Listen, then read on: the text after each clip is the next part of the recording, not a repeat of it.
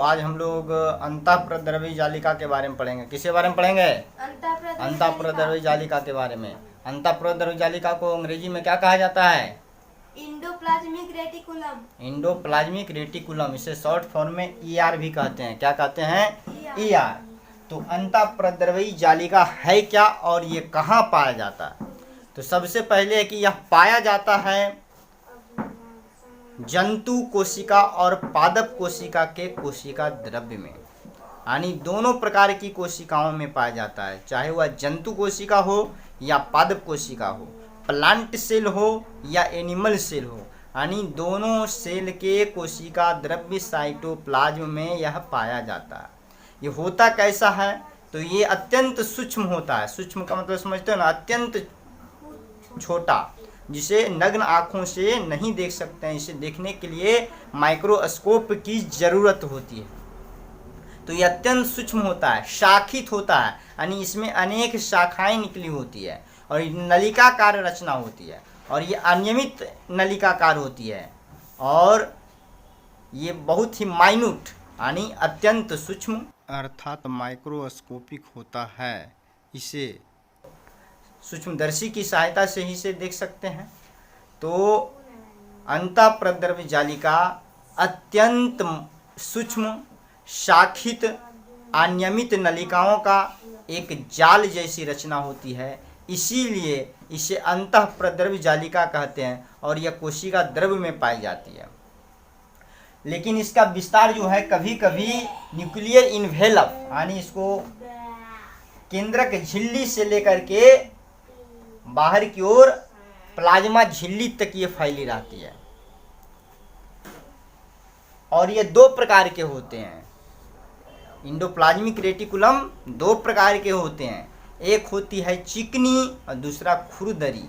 चिकनी का मतलब एकदम स्मूथ, चिकनी अंतःप्रद्रव्य जालिका स्मूथ इंडोप्लाज्मिक रेटिकुलम, और दूसरा होता है खुरदरी माने उबड़ खाबड़, कभी ऊंचा कभी नीचा। उबड़ खाबड़ का मतलब ऊंचा नीचा रहता है, इसे खुरदरी कहते हैं। इसे अंग्रेजी में रफ इंडोप्लाज्मिक रेटिकुलम कहते हैं।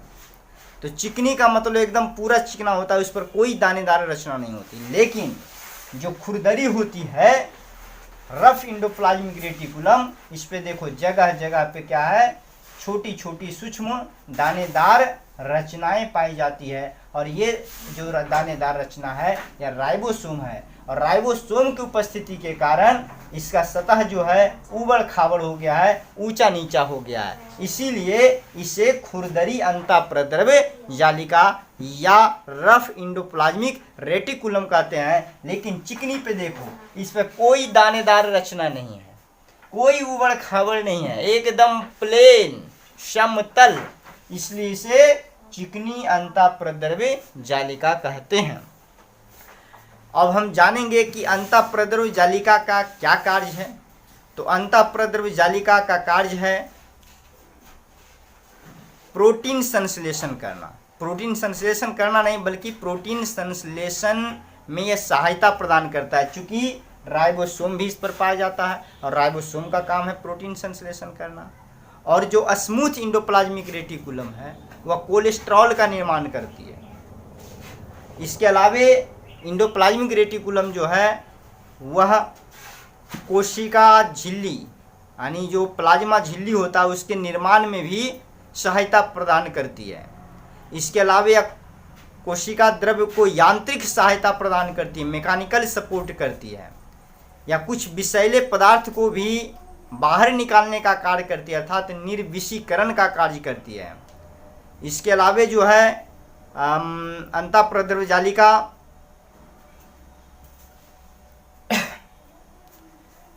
एक प्रकार से कह सकते हैं कि परिवहन का कार्य करती है।